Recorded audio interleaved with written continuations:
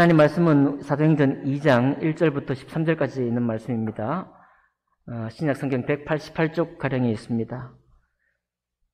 신약성경 188쪽 가량에 있습니다.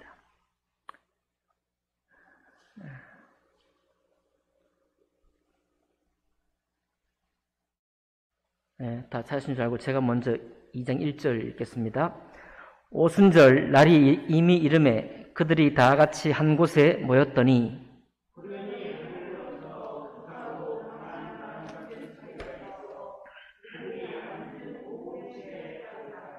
마치 불의 혀처럼 갈라지는 것들이 그들에게 보여 각 사람 위에 하나씩 임하여 있더니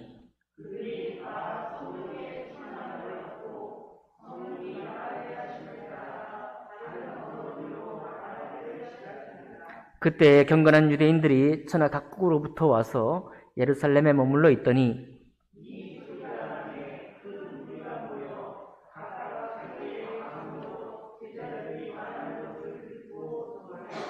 다 놀라 신기하게 여겨 이르되 보라 이 말하는 사람들이 다 갈릴리 사람이 아니냐.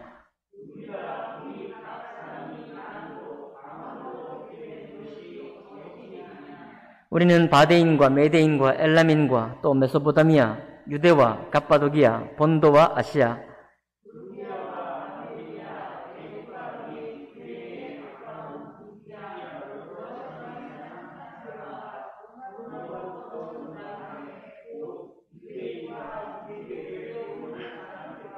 그레데인과 아라비아인들이라 우리가 다 우리의 각 언어로 하나님의 큰 일을 말함을 듣는도다 하고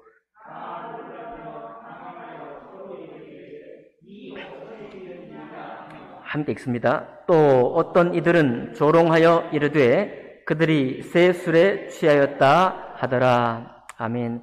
말씀과 예배를 위해 기도하겠습니다. 살아계신 하나님 아버지, 주님께서 우리에게 나타내 보이실 일, 주님께서 우리에게 계획하신 일, 아니 약속하신 그 일이 우리 마음속에 하나님을 응답되게 하시고 성취되게 하시고 하나님 아버지 사도시대에 저들에게 임하였던 그런 은혜가 오늘 이 순간 21세기를 살아가고 있는 우리들, 2022년을 살아가고 있는 우리들 위에도 동일한 은혜와 축복이 성취되기를 원합니다. 주님 일하여 주시고 저희들을 취하여 주옵소서. 모든 말씀을 주님께 의탁하며 귀하신 우리 주 예수님 이름으로 기도하옵나이다. 아멘. 오늘 읽은 말씀을 본문으로 해서 성령을 받은 사람이라는 제목으로 하나님 말씀 나누겠습니다. 우리는 항상 무언가를 기다리고 있습니다. 그래서 문제 해결을 기다리고 있고 또 일이 잘 풀리기를 기다리고 있고 바닥을 차고 오르기를 기다리고 있고 또 좋은 사람 만나기를 기다리고 있습니다. 어린아이도 엄마 오기를 기다리죠. 저도 어렸을 때 시장에 항상 가시는 엄마를 기다렸던 기억이 있습니다. 아이가 아마 엄마를 기다리는데 문 안에서 빼꼼히 엄마 올 때까지 그냥 마냥 기다리고 있지는 않습니다. 아이는 그런 인내를 가지고 있지 않죠. 아이는 놉니다. 한참 놀아요. 그러니까 어머니가 올 건지 안 올 건지 잊어버리고 놉니다. 즐겁게 놀고 유쾌하게 놀죠. 엄마를 기다리고 있지 않는 것처럼 보일 때라도 그 아이는 엄마를 기다리고 있는 건가요? 네, 맞아요. 그 마음에 전혀 기다림의 마음은 완전히 잊어버리고 완전히 노래에 빠져 있는데도 그 아이는 엄마를 기다리고 있습니다. 시간이 지나면 그가 기다리고 있다는 것을 알게 되죠. 더 막 간절하게 되고 좀 더 늦게 오면 막 마음이 타고 그렇게 되는 것입니다. 여러분 근데 어린아이만 그렇지 않죠. 우리도 마찬가지입니다. 여러분과 저도 비록 젊은 날의 꿈, 젊은 날의 소망은 좀 없어졌다고 할지 모르지만 좀 더 큰 꿈, 어떤 놀라운 일을 기다려본 사람들은 알아요. 뭘 아느냐 하면 아까 어린아이처럼 똑같습니다. 이 기다림이라는 것이 내가 기다리고 있는지 기다리고 있는 건지 아니면 내가 잊어버리고 있는지 그렇게 모를 만한 그럴 때까지 말하자면 하나님은 나를 시험하기도 하고 나를 힘들게 할 수 있다는 걸 우리 알아요. 네, 아주 큰 소망일 때 그렇습니다. 큰 소망일 때 정말 큰 꿈을 우리가 꾸고 있을 때 쉽게 되지 않는다는 것을 우리는 알고 있죠. 성경도 이것을 미리 우리에게 말하고 있어요. 로마서 9장 16절에 보면은 그런즉 우리가 무슨 말을 하리요? 하나님께 불의가 있느냐? 그럴 수 없느니라. 모세에게 이르시되 내가 긍휼히 여길 자를 긍휼히 여기고 불쌍히 여길 자를 불쌍히 여기리라 하셨으니 그런즉 원하는 자로 말미암음도 아니요 다른 박질하는 자로 말미암음도 아니요 오직 긍휼히 여기시는 하나님으로 말미암음이니라. 이 약속이 뭐냐면 여러분과 제가 크고 놀라운 것을 원한다고 해서 원하는 대로 되는 게 아니라는 거예요. 원하는 그 사람이 그것을 가질 수 있는 게 아니라는 겁니다. 또 그것을 빨리 내가 그 목표에 이르기 위해서 막 다른 박질 뛰어가고 최선을 다해서 모든 것을 쏟아붓는다고 해서 그 사람의 것이 되는 건 아니라고 말씀하고 있습니다. 그럼 도대체 누구의 것이 되냐? 누가 그것을 받느냐? 오직 하나님이 긍휼히 여기시는 때에 그 사람이 받을 겁니다. 아멘인가요? 이게 어려운 말이 아니고 여러분과 저도 이미 다 경험한 거예요. 살아가면서 여러분 우리가 원하고 추구하는 바를 다 가질 수 있었나요? 가질 수 없었습니다. 그렇다고 아무것도 안 가졌느냐? 아니에요. 정말 하나님의 은혜라고 고백할 수 있는 것을 우리가 받았습니다. 그러나 그런 것만 있지 않고 내가 받지 못하는 것도 있습니다. 받지 못할 뿐만 아니라 정말 간절히 기다리고 또 기다리는데 안 주실 때도 있습니다. 그럴 때 하나님 왜 그러시냐고 반문하는 것은 별로 소용이 없습니다. 왜냐하면 주님이 긍휼히 여기실 자에게 그 소망을 이루시기 때문입니다. 주권이 누구에게 있어요? 주님께 있습니다. 그때 하나님이 우리를 이제 돌아보게 하는데요. 우리는 어떤 일에 주목합니다. 해결되기를, 이것이 좋아지기를, 더 좋은 어떤 날이 되기를, 어떤 정말 좋은 인연을 만나기를, 여기에 우리의 관심은 있어요. 그런데 응답을 주지 않으시고 계속 우리를 마치 놀리시는 건가? 라고 생각될 때 하나님의 관심은 어디 있는가 하면 내 영혼에 관심이 있습니다. 나에게 관심이 있어요. 나는 일에 관해서 관심이 있는데, 나는 내가 어떤 이룰 무언가에 관심이 있는데, 주님은 나의 영혼에 관심이 있어요. 우리가 경험을 해보면 압니다. 결국 그런 시간에 하나님이 하시는 일이 뭐냐면 하나님이 내 영혼을 이겨요. 나를 이깁니다. 나를 이기셔서 우리 마음에 평안한 겸손이 찾아올 때까지 그거 만드시려고 하나님이 우리를 그렇게 그 시간을 연장도 시키시고 우리를 안절부절하게도 하시고 그렇게 하신다는 것을 우리는 확인할 수 있습니다. 세상 만사가 다 그렇습니다. 그러니까 금방 주시지 않을 때라도 한참 우리가 좀 힘들고 하지만은 나중에 깨닫게 되는 건 하나님이 정말 내 소망을 단지 물리치시기 위해서가 아니라 정말 내 영혼을 정말 사랑하시고 내 영혼이 어떻게 변화될 것에 대해서 주님이 일하시는구나 라는 것을 고백하게 되고 그때 눈물을 흘리게 됩니다. 정말 주님이 나를 관심이 있으시구나. 내 영혼이 정말 성장하고 내 영혼이 새로워지기를 정말 주님이 관심하고 계시는구나. 그걸 알 수 있어요. 그런데 오늘은 좀 다릅니다. 오늘은 주님이 아주 상당히 빠른 시간에 주시겠다고 약속하시고 기다리라 라고 먼저 말씀하셨어요. 내가 어떤 소망을 이루기를 위해서 내가 세워놓고 계획을 세워놓고 내가 기다리는 게 아니라 주님께서 속히 주시리라 약속하시고 먼저 주님께서 우리에게 말씀하시기를 기다리라 그렇게 말씀하셨습니다. 무엇을요? 특별한 무언가를, 사실은 특별한 분을 기다리라고 하셨는데 그분이 누군가 하면 예수님을 영원롭게 하고 우리를 말씀의 사람으로 안내하실 성령님, 곧 하나님의 영을 기다리라고 말씀하셨습니다. 이것을 주님께서는 한창 기다려야 된다 말씀하지 않으셨어요. 곧 주신다라고 했습니다. 곧 주신다. 근데 그 곧이 언제냐면 주님이 이 땅의 모든 생애를 마치시고 십자가에 죽으시고 사흘 만에 부활하시고 40일 동안 제자들과 동행한 후에 제자들 곁을 떠나 승천하시고 곧 너희들로 하여금 나를 따라서 살 수 있도록 할 하나님의 영을 보내주겠다라고 약속하셨으니 곧 열흘도 채 기다리지 않아서 이 성령을 받게 되는 것입니다. 그러니까 1년 기다리는 게 아니죠. 30년 기다리는 게 아니죠. 금방 오는 거예요. 금방 오는 것을 기다리라고 하시면서 예루살렘을 떠나지 말고 여기에 모여서 오실 성령을 기다리라. 내가 너에게 약속한 그 성령을 기다리라고 주님이 말씀하셨습니다. 그렇게 해서 받은 거예요. 그렇게 해서 이 성령님을 받은 것입니다. 이 사실은 하나님의 영은 구약에서도 몇 번 등장하십니다. 민수기 11장 24절에서 26절에 보면 모세가 70인 장로들을 세워요. 아마 이드로의 그 권면을 따라서 70명의 장로들을 세우고 이제 선발이 된 임명장을 주기 위해서 식을 거행하는데 그때 여호와께서 구름 가운데 강림하셔요. 강림하셔서 모세에게 말씀하시고 모세에게 임한 영을 70장로에게도 똑같이 임하게 하셔요. 그래서 이 하나님의 영이 임하신 장로들이 그때부터 예언을 하는 거예요. 하나님의 영을 받던 순간 예언을 하다가 다시는 하지 아니하였더라. 그건 뭐냐면 하나님의 일을 감당할 사람인 모세에게도 주님의 영을 보내셨고 그렇게 해서 모세로 하여금 하나님의 말씀을 자기 생각을 말하는 게 아니라 하나님의 말씀을 전하도록 하나님이 도우셨고 70장로들에게도 많은 이스라엘 백성들에게 내가 이 70장로들을 사용해서 나의 일을 하게 할 거다라는 것을 증명하시기 위해서 잠깐 하나님의 영을 주셔서 예언하게 하고는 그럼 어떻습니까? 사람들이 볼 때 야, 저분이 평소에 저런 말 한 사람이 아니야. 평소에 저런 말이 입에 나올 사람이 아닌데 하나님의 예언을 하네? 그러므로 어떻게 인정을 해요? 저분은 하나님의 임명한 사람이구나. 그런 것을 생각을 하게 되는 거죠.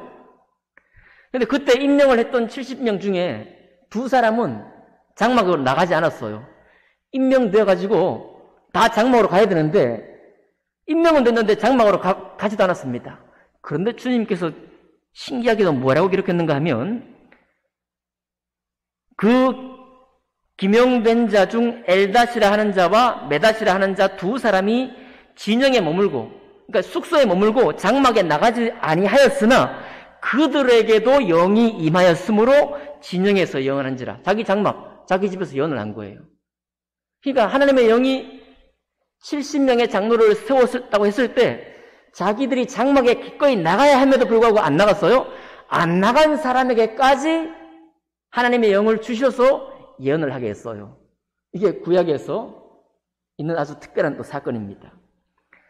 그런가 하면 이것보다 훨씬 더 우리가 잘 기억하는 그런 이야기가 있죠. 사울. 다윗과 사무엘이 이제 라마 나요스에 같이 함께 있다고 했을 때 사울이 다윗을 잡으러 가잖아요. 그래가지고 이제 사신을 보냅니다. 사울이. 한 사람 보내고 두 사람 보내고 1차 보내고 2차 보내고 3차 보내요.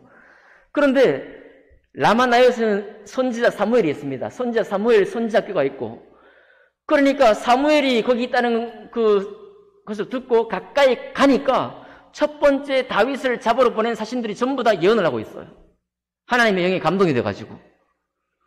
잡아오지도 않고 하나님의 예언을 하고 있다는 거예요. 그래서 두 번째 사신을 보냈습니다. 두 번째 사신이 어떻게 됐을까요? 또 라마나요스에 갔는데 그들도 성경은 그렇게 말하고 있어요. 그들도 예언하기 시작해요. 다윗을 잡기 위한 말을 해야 되는데 하나님의 말씀이 그 입술에서 나와버린 거예요. 실패했습니다. 세 번째 또 사신을 보냈습니다. 어떻게 됐을까요? 그 사람들도 사울이 집어넣어준 말을 해야 되는데 사울의 말을 하지 않고 하나님의 영으로 하는 말을 해버린 거예요. 예언을 했습니다. 사울이 뜻이 전혀 이루어질 수 없죠. 마지막으로 안 되겠다. 내가 가야 되겠다. 사울이 갔어요. 어떻게 됐나요? 사울에게도 하나님의 영이 임해가지고 자기가 다윗 잡으러 악담을 얘기하고 해야 되는데 그 말 하나도 안 나오고 뭐가 나와요? 하나님의 영이 하는 말을 하게 된 거예요. 그래서 그 성경의 속담에 보면 사울도 선지자 중에 하나냐라고 하는 속담이 그때부터 시작되었다. 이런 얘기 나오잖아요. 자, 그러니까 구약에서도 하나님의 뜻의 필요, 하나님께서 세우신 종을 많은 사람들에게 나타내 보일 때 하나님의 영이 잠깐 임하셔서 그 일을 했던 것을 볼 수 있고요. 그리고 하나님의 영은 충만하신 분이라 너 왜 장막에 안 나왔어? 하고 따져 묻고 안 주신 게 아니라 안 나갔어도 영을 보내셔서 예언하게 하셨고, 악감을 가지고 있는, 우리로 생각해보면 악감을 가지고 있는데 성령이 왜 임하겠어요? 그렇잖아요? 마음에 적대감이 있고 다른 사람을 잡아 죽이려는 그런 마음이 있는 그 사람에게 왜 하나님의 영이 들어가겠습니까? 그런데 하나님이 그 아랑곳하지 않고 사울과 그 신하들에게 하나님의 영을 보내셔요. 특별하죠? 예. 그런 기사가 구약에 나옵니다. 그런 것, 오늘 구약에 있었던 그 하나님의 영과는 비교할 수 없는 성령을 보내시는 날이에요. 여러분과 저에게도 이 성령의 역사, 내 속에 가득 찬 말, 우리가 흔히 그렇게 이야기하고 그렇게 살아가지만 하나님의 영이 내 입을 통해서 내 마음을 사용하셔서 하나님으로 나오는 말들이, 하나님으로 나오는 진리의 말이, 예수 그리스도를 찬양하며 높이는 그런 노래가 우리 속에 힘있게 나올 수 있기를 원합니다.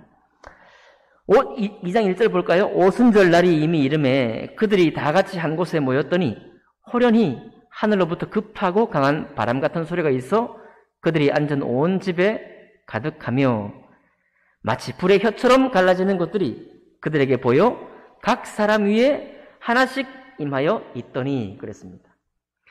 아까 구약에서도 그들도 하나님의 영이 임하여 그런 말씀이 기억나시죠? 여기도 각 사람 한 사람도 빠짐없이 120년 기다리고 있는 예수님을 따라다녔던 사람들 모든 사람 위에 한 사람도 빠짐없이 하나씩 임하여 있고 환상으로 보인 겁니다. 불의 혀같이 갈라지는 것이 보이고 4절 보니까 그들이 다 성령의 충만함을 받고 한 사람도 예외 없이 성령의 충만함을 받고 성령이 말하게 하심을 따라 다른 언어들로 말하기를 시작하니라 그랬습니다.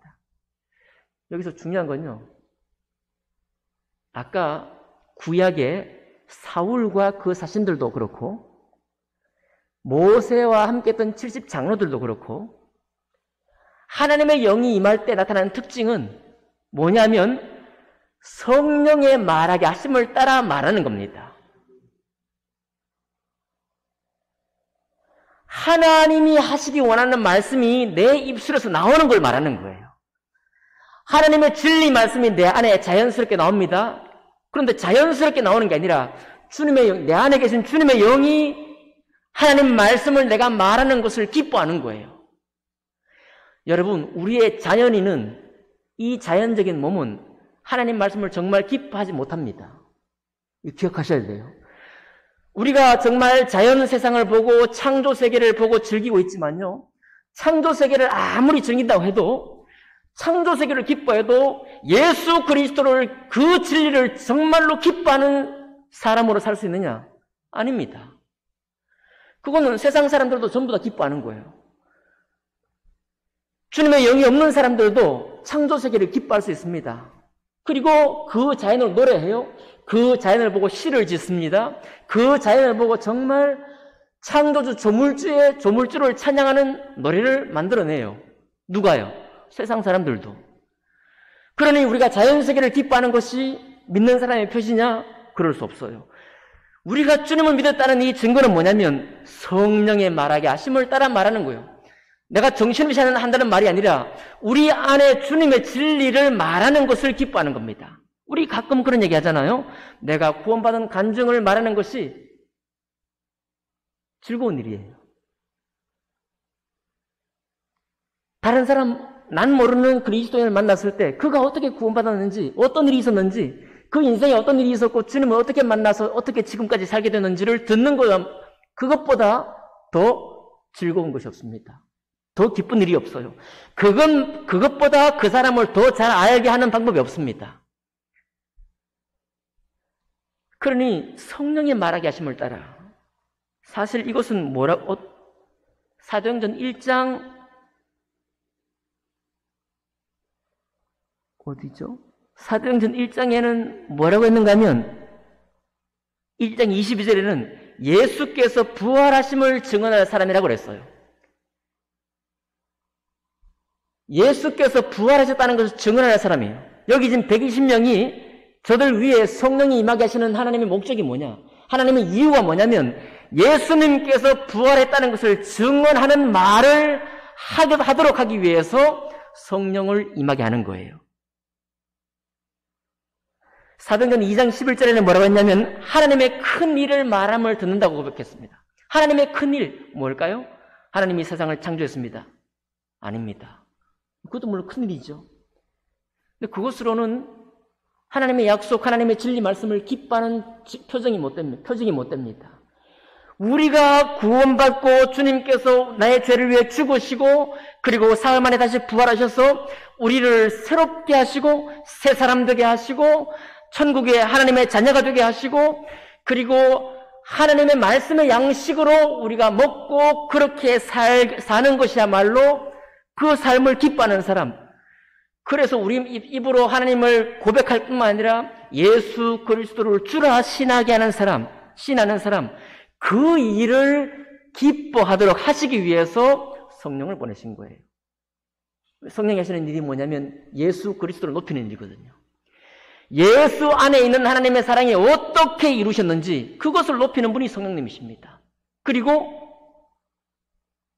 뭐예요? 우리 인생을 하나님의 말씀 안으로 잘 걸어갈 수 있도록 세상의 유혹과 시험에 빠져서 불가능에 갇혀서 낭만하는 것이 아니라 우리를 하나님의 말씀으로 계속 걸어갈 수 있도록 안내하시는 분이 성령님이십니다. 우리가 낭망되어서 시험 들어서 낭망될 때 그때 우리를 상담해 주시는 분도 성령님이에요. 상담해서 무엇 하려고요? 다시 진리 말씀을 따라 사는 사람으로 세우시려고 성령님이 오신 것입니다. 우리의 신앙을 한번 주님은 도전하십니다. 볼까요? 마태복음 5장 46절로 48절에 주님이 이렇게 말씀합니다. 너희를 사랑하는 자를 사랑하면 무슨 상이 있으리요? 세리도 이같이 아니하느냐? 이 말은 예수 부활을 믿지 않는 일반 사람들도 자기를 사랑해주는 사람 사랑할 줄 안다는 거예요. 여러분 이 세상에 사랑 싫어하는 사람 없고요. 자기 가족 정말 미워하는 사람 아무도 없습니다. 그리고 자기를 선대하는 사람을 원수처럼 대할 사람도 아무도 없어요. 그러니 우리가 우리 편에 속한 사람들을 사랑하는 것은 당연한 일이다 이거예요. 세상 사람도 잘한다는 겁니다. 그래서 시도 쓰잖아요. 세상 사람들이. 사랑이 얼마나 귀한지. 주님 없어도 시를 씁니다. 그 시를 보고 우리는 감동받아요. 주님 없이도 소설을 써서 소설과 영화를 만들어서 그 속에 얼마나 우리를 감동하는 것을 많이 만들어냅니까? 창작합니까? 다 할 수 있어요. 그런데 그들도 못하고 우리도 힘들어하는 게 뭐냐면 우리를 사랑하지 않는 사람을 사랑하는 겁니다. 주님은 그것을 대번에 요청하는 거예요. 너희가 너희를 사랑하는 자를 사랑하면 무슨 상이 있으리요? 세리도 이같이 아니하느냐? 너희는 그렇게 부름받지 않았다는 겁니다. 또 너희가 너희 형제에게만 무난하면 남보다 더하는 것이 무엇이냐? 이방인들도 이같이 아니하느냐? 너희가 친한 사람들, 아는 사람에게 정말 무난하는 것, 이것을 힘들어하거나 이것을 우리가 할 일의 전부라고 생각한다면 그렇다면 남보다 더하는 게 뭐냐? 그거는 예수 믿지 않는 이방인들도 잘하는 것이다. 성품이 좋은 사람들은 다 해요. 그죠? 성품만 좋아도 다 합니다. 그러면 하나님이 우리에게 왜 성령 주시고 예수 그리스도의 부활로 인한 진리를 주셨느냐? 그러므로 하늘에 계신 너희 아버지의 온전하심과 같이 너희도 온전하라. 거꾸로 말하면 하늘에 계신 너희 아버지의 온전하심과 같이 너희도 온전하라. 그 말이 너희를 사랑하지 않는 자를 사랑하는 사람이 되어라. 너희가 알지 못하는 이방인들 혹은 범죄한 죄인들, 악한 이들에게까지 내려가서 그들을 무난한 사람이 되라. 왜요? 예수께서 그렇게 하셨으니까. 예수께서 세상 사람들이 미워하고 싫어하는 사람들에게 찾아가시고 만지기도 꺼리는 사람들을 만지시고 저들을 고치시고 죄인과 함께하는 것은 부정하다고 말해가지고 절대로 나의 의를 지키기 위해서 내려가지 않았지만 주님은 찾아가셔서 죄인을 회개케 하시고 죄인을 고치시고 세리 매국노라고 비난하면서 같이 놀기를 싫어했는데 주님이 세리와 만나서 마태를 주님이 새롭게 하셨습니다. 그게 하나님의 온전하심이라는 게 100% 거룩하다 이런 산술적인 개념이 아니라 우리 육체는 꺼리는데 주님은 그런 일을 하셨어요. 주님께서 그들을 만나시고 그들을 사랑했던 것처럼 그런 온전함과 같이 너희도 내가 했던 일을 그렇게 하라고 우리에게 성령을 보내주신 겁니다. 그런데요, 우리가 세상 사람들도 고백하고 우리도 고백하는 것이 항상 관계가 문제예요. 사람의 문제입니다. 이런 것을 반복적으로 경험하다 보면 어느새 세상이 힘들어하는 것을 우리도 똑같이 힘들어하는 모습을 보게 됩니다. 우리는 새로워져야 될 것 같습니다. 저를 포함해서 우리는 정말 새로워져야 될 것 같아요. 왜냐하면 주님 부르신 자리에 있지 않는 거예요, 우리가. 그런데 우리만 그런 게 아니라요, 1세기에 경건한 유대인들도 그랬습니다. 한번 보겠습니다.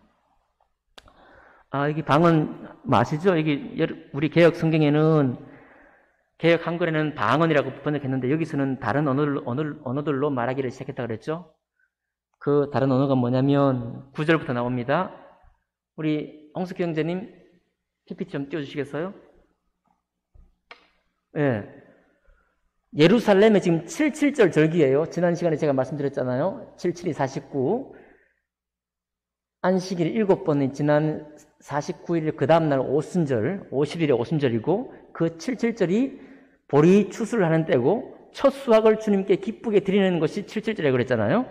그 77절의 절기를 지키기 위해서 각 곳에 흩어져 살고 있던 유대인들이 지금 예루살렘으로 모이는 거예요.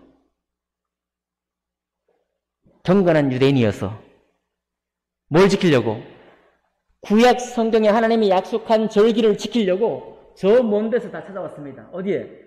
남부 유럽에서 찾아왔고요. 로마에서, 마게도니아에서 찾아왔습니다. 아시아에 찾아왔어요. 아시아 어디요?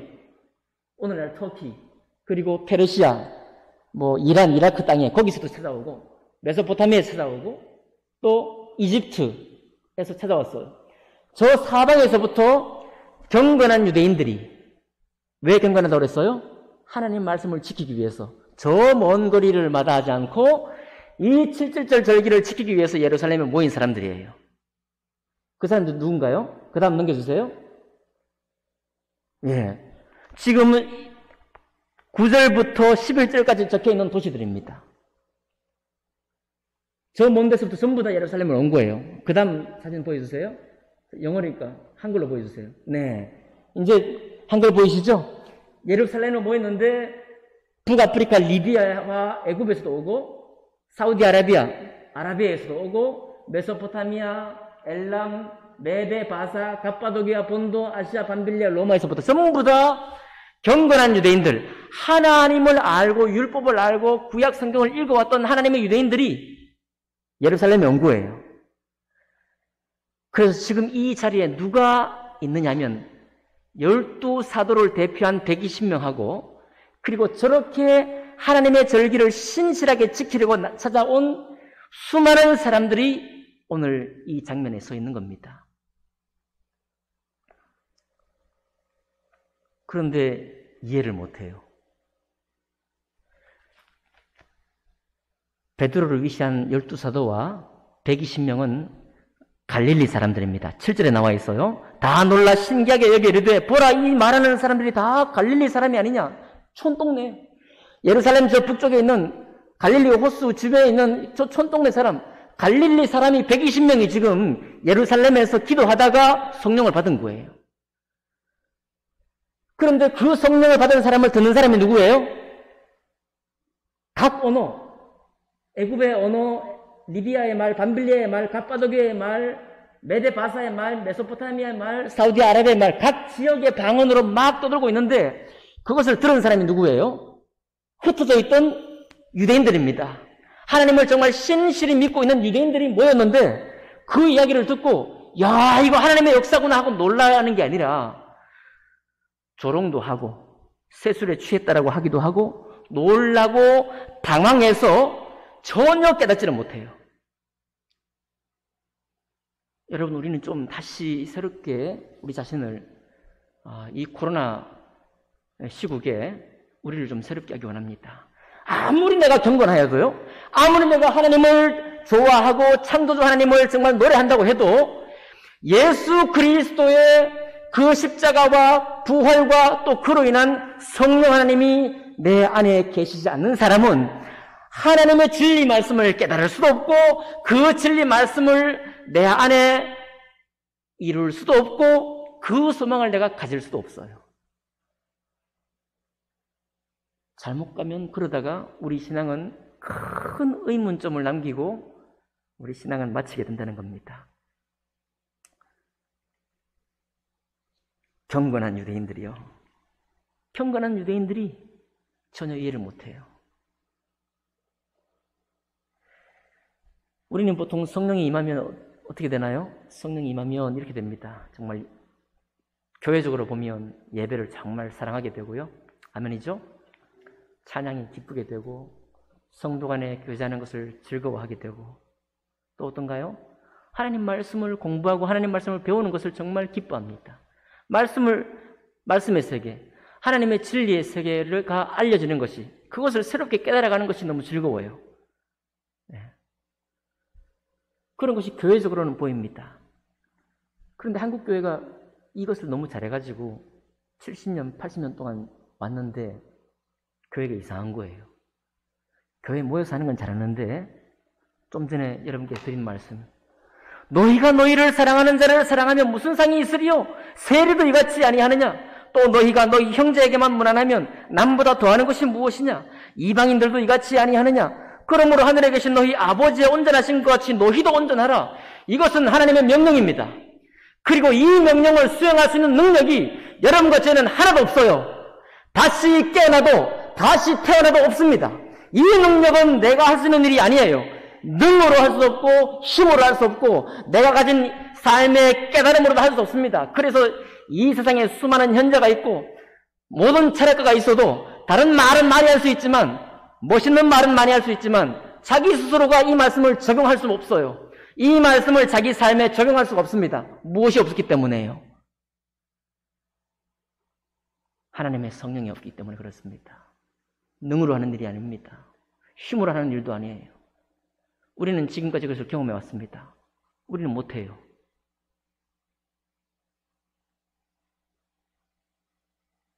그런데 이게 마침이 아닙니다. 우리가 못한다는 게 마침이 아니에요. 그것이 우리의 소망입니다. 그 깨달음이 아프도록 깨달아지는 것이 우리의 소망이에요. 아, 그렇구나. 내가 구원받아서 내가 주님을 노래하고 신한다고 해서 그냥 되는 게 아니구나. 내 구원도 전적인 주님의 은혜로 된 것일 뿐만 아니라 하나님의 진리 말씀이 내 말씀이 되는 것도 전적인 성령님의 도우심만으로 되는구나라는 것을 우리는 알게 됩니다. 그래서 그때부터 우리가 추구하는 바가 뭐냐면, 주님, 주님의 진리 말씀을 내가 만약 지키지 못하면 나에게 사무치는 아픔도 주시고 또 그것을 내가 비통 여길 수 있는 마음도 주셔서 정말로 주님이 부르신 이 말씀에 기쁘게 순종할 수 있는 사람으로 나를 이끌어 주십시오. 라고 하는 것이 성도의 소망이라는 겁니다. 사실 근데 갈릴리 사람들이 누굽니까? 베드로와 12사도 120명, 저 사람들은 또 누구였어요? 저 사람들도 전부 다 경건한 유대인들이었습니다. 경건한 유대인들이었는데 예수님께서 부활할 때까지 예수님을 믿지 못했습니다. 예수님이 부활해서 보여줄 때까지도 메시아가 죽다니, 우리 죄를 위해 죽다니, 그리고 사흘 만에 다시 살아나셔서 주님께서 우리에게 하신 모든 말씀이 영원한 진리의 말씀이요 생명 말씀이요 그것이 천국 삶인 것을, 그리고 마지막 날 온전히 그 말씀 따라서 우리를 평하시고 우리를 보상하시고 우리에게 갚아주실 거라는 것을 저들은 믿지 못했습니다. 언제까지요? 부활해서 주님을 보여줄 때까지. 그리고 또 언제까지입니까? 부활해서 주님을 보고서 믿었어요. 하지만 저들 입술로 예수님의 부활을, 하나님이 우리를 위해서 어떤 일을 하시는지를 한마디도 못했습니다. 여러분, 주님의 부활을 시인하는데도 3년 반이라는 세월이 흘러서도 전혀 깨닫지 못했는데, 부활을 보고 부활하신 주님을 보고도 무엇은 일어날 수 없었느냐? 예수께서 온 인류의 구원자시고 그분이 부활했다는 사실을 증언하는 말을 한마디도 내뱉지 못했습니다. 왜 그럴까요? 성령이 그 안에 계시지 않았기 때문입니다. 주님은 헛된 일을 하고 있는 게 아닙니다. 성령께서 우리 안에 계실 때 그분의 영이 성령의 말하게 하심을 따라 말하는 겁니다. 이 사람들이 외국어를 배운 것도 아닌데, 그죠? 배운 것도 아닌 외국어를 가지고 예수께서 부활하셨다는 것을 메소포타미아 말로, 밤빌리아의 말로, 갑바도기아의 말로, 이집트, 애굽의 말로, 리비아의 말로 막 하는 거예요. 당연히 그 사람이 하는 얘기가 아니죠. 갈릴리 사람들이 하는 얘기가 아니죠. 12사도가 노력해서 하는 게 아니죠. 누가 한 겁니까? 성령의 말하게 하심을 따라 하기 때문에 한 것입니다. 월터 마샬이라는 신학자가 이렇게 얘기를 했습니다. 우리 영혼에서 다루어야 할 가장 큰 악은 기독교인이에요. 기독교인의 영혼에서 다루어야 할 가장 큰 악은 남아있는 죄다. 남아있는 죄로 인해서 우리는 본성적으로 악을 향해 나아간다. 여기서 모든 실제적인 죄악이 나온다. 이런 성향을 없애려면 먼저 우리 안에 하나님의 형상이 회복되어야 한다. 본성적인 상태에서부터 새로운 상태에 들어가야 한다. 그렇게 말했습니다. 이거를 되게 강조하면요, 구원파처럼 너 지금까지 지은 죄를 일주일 동안 깨알같이 써. 100가지든 500가지든 다 써. 그 잘못을 전부 회개해야만 구원받을 수 있어. 이런 이상한 신학으로 나가기도 합니다. 그럴 필요는 없죠? 그럴 필요는 없습니다. 우리는 구원받을 때 특정한 아픔에 대해서 우리는 고백을 하고 그것을 이유로 주님께 돌아와요. 하지만 문제는 뭐냐면 내 안에 있는 악한 습성 전체가 씻겨진 건 아닙니다. 그게 새로워진 건 아니에요. 그것을 언제 우리에게 보여주는가 하면 어떤 새로운 일들을 만날 때마다, 어떤 관계에 부딪힐 때마다, 어떤 사건을 만날 때마다 내 안에 있는 것이 무엇인지 주님이 보여주십니다. 그때 문제예요. 그때 우리가 육체로 가면, 그때 우리가 내가 다 이룬 것처럼 생각하고 주님 은혜 안에 다 이룬 것처럼 생각하고 내 성품대로, 내 경험대로 나아가면 거기서 남아있는 죄가 발휘돼요. 우리의 악독이 다 다시 나옵니다. 뭘 안 한 거예요? 성령이 말하게 하심을 따라 말하지 않는 것입니다. 내 안에 있는 남아있는 죄가 말하도록 하는 거예요. 이것은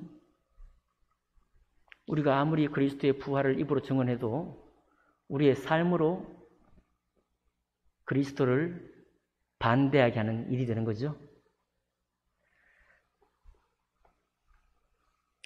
여러분, 우리는 성령을 받은 사람입니다. 초대교회 때는 예수님이 올라가셔야 보내주시기 때문에 시간에 간격이 있지만은 이제는 주님 믿을 때 성령이 우리 안에 계십니다. 성령을 소멸치 말아야 합니다. 소멸치 말아야 할 뿐만 아니라 그 성령은 원래부터 충만하신 분이신데 그 충만하신 성령님이 우리 안에 계시도록 또 우리 공동체 안에 있도록 우리가 새롭게 되어야 합니다. 그러기 전에는 우리는 절망이에요. 우리는 항상 절망을 옆에 끼고 보게 될 겁니다. 우리 스스로의 절망도 보게 될 거예요. 저는 지금 대학원에 다시 입학했습니다. 막 시간을 쪼개가지고 공부하고 있어요. 근데 마음이 너무 기쁩니다. 그 기쁨 이유는 제가 지금까지 말씀을 보던 스타일, 제가 듣고 익혔던 신학적인 관점 다 내려놓을 수 있고요. 성경을 성경 말씀으로 순전히 다시 바라보는 그 자리로 내가 나갈 수 있기 때문에 기뻐요. 문제는 뭐냐면 우리 모두가 너무 오랫동안 신앙적인 경험을 하다 보니까 하나님이 원래 우리에게 주기 원했던 이 말씀과 이 은혜, 성령이 우리에게 말하게 하심을 따라 하나님의 진리를 말하는 사람으로 우리를 불렀는데 여전히 우리가 경건한 그리스도인으로만 남아있다는 겁니다. 하나님만 아는 사람으로 남아있다는 거예요. 하나님 말씀만 하고 예배 가운데 충성되이 섬기는 것만으로 남아있다는 겁니다. 그리고 결정적으로 주님이 우리에게 원하시고 명령하신 말씀 앞에는 세상이 무너진 것처럼 우리도 그 앞에 무너져서 더 이상 앞으로 나아가려고 하지 않는 것. 그것이 우리의 어려움입니다. 우리는 새롭게 되지 않는다고 한다면 우리 안에 성령이 일하지 않습니다. 성령은 너무 인격적이셔서요. 우리가 사모하지 않으면 주님이 억지로 우리를 데려가지 않습니다. 우리는 사모해야 합니다. 그렇지 않으면 주님 일을 할 수 없어요. 성령을 받은 사람처럼 정말 살기 원하지 않습니까? 우리의 남은 생애가 얼마나 주어져 있을까요? 가끔 생각해보면 좀 너무 안타까워요. 저는 제가 너무 안타깝습니다. 제가 너무 안타깝고, 이 생애가 금방 끝날 텐데 내게 주님이 어떤 증거를 내게 주셨을까? 내가 주님 앞에 어떤 쓰임을 지금 쓰고 있는 걸까? 생각해보면 야뜩하기도 하고 좀 죄송하기도 하고 그렇더라고요. 여러분, 저와 함께 하신 지도 벌써 13년 이상 되셨습니다. 앞으로도 더 할 수 있기를 원합니다만은 우리 세월을 좀 압축시켜가지고 좀 미리 미래를 살아서 이 길로만 갈 때 주님이 부탁하신 말씀이 나의 말씀이 되지 않고 내 입에서 나오는 목소리가 주님 하신 말씀과 서로 갈리게 된다면 우리 무릎 꿇고 주님 앞에 다시 한번 나아갈 수 있기를 원합니다. 그리고 주님 처음부터 원하시고 주님 친히 기다리라고 하셨던 그 성령님을 우리가 충만된 마음으로 모실 뿐만 아니라 그분이 우리 속에서 일하는 것을 기뻐하는 여러분과 제가 되기를 주님 이름으로 축복합니다. 기도하겠습니다.